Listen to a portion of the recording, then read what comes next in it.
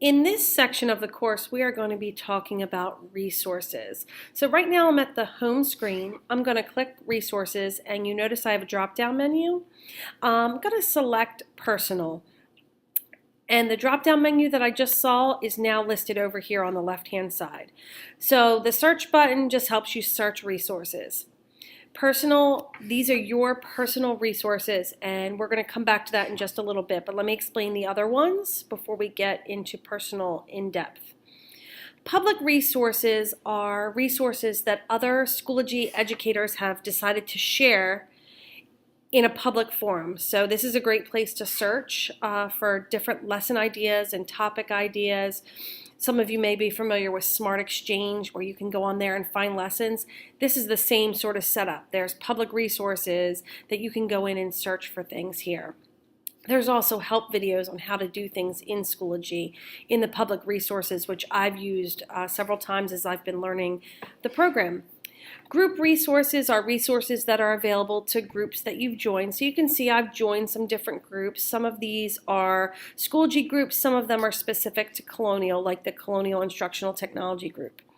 And then you also have resources that are available through the apps that you've added. So earlier in the course, you guys added your Google Drive. So you could add anything from your Google Drive very easily into Schoology here. So I really want to focus on personal resources. I want you to think of personal resources as a filing cabinet that you have, except instead of being an actual filing cabinet, this is a digital one. So these little boxes right here would be considered a collection. So you're going to hear the term collection, you're going to hear the term personal resource.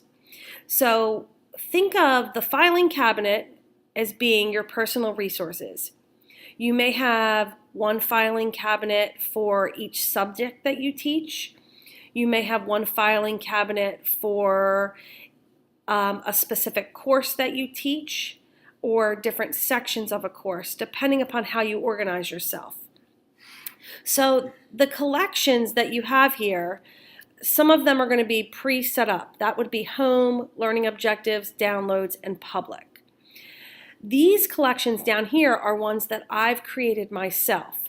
So I made one for classroom management, I made one for blended learning resources, technology professional development, and then mentoring.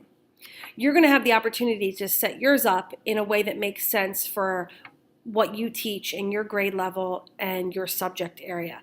It depends on your preference of how you want to get organized. But think of these collections as filing cabinets.